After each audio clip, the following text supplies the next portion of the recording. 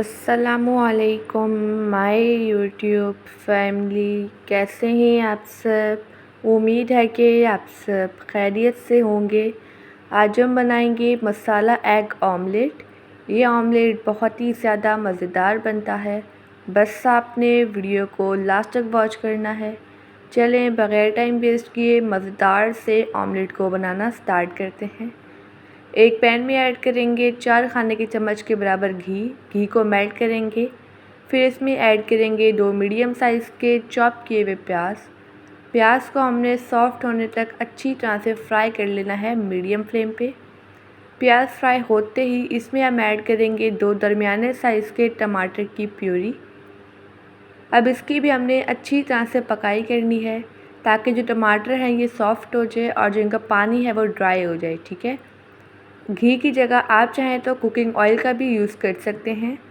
अब इसमें हम ऐड करेंगे 1 चाय की चम्मच के बराबर चॉप किया हुआ अदरक और 2 से 3 अदद चॉप की हुई हरी मिर्चें। इनको भी हम अच्छी तरह से पका लेंगे।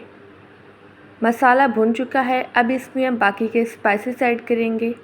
आधा चाय की चम्मच के बराबर हल्दी पाउडर, आधा चाय की चम्मच के बराबर काली मिर्च का पाउडर, 1 चाय की चम्मच के बराबर लाल मिर्च का पाउडर, आधा चाय के चम्मच के बराबर ज़ीरा पाउडर और टेस्ट के अकॉर्डिंग ऐड कर देंगे नमक।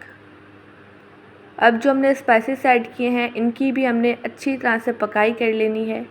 अगर आपको वीडियो अच्छी लगे तो वीडियो को लाइक कर दीजिएगा और एनबी कुकिंग को सब्सक्राइब भी कर लें। मैं डेली बेसिस पे आपके लिए मज़ेदार सी स्पेशल सी रेसिपीज़ लेके आती हूँ। जो मसाला है इसकी अच्छी तरह से भुनाई हो चुकी है। अब स्पैचुला की मदद से जो मसाला है इसे हम अच्छी तरह से सेटअप कर लेंगे, फ्लैट कर लेंगे। अब इसमें हम ऐड करेंगे 4 अदद अंडे आप अपनी मर्ज़ी के मुताबिक भी ऐड कर सकते हैं, जितने आपको ऐड करने हों। चारों अंडे ऐड कर लिए हैं। अब हम फ्लेम बिल्कुल लो कर लेंगे।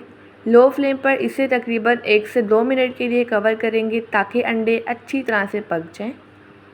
2 मिनट हो चुके हैं। यहाँ पर जो हमारे एग्स हैं ये अच्छी तरह से कुक हो चुके हैं।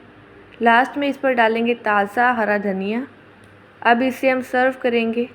इस तरह से स्पैचुला की हेल्प से ऑमलेट को हम कट करके बाहर निकालेंगे। माशाल्लाह अल्हम्दुलिल्लाह हमारा मज़ेदार सा मसाला एग ऑमलेट बनकर रेडी हो चुका है। ये ऑमलेट बहुत ही ज़्यादा टेस्टी बना है।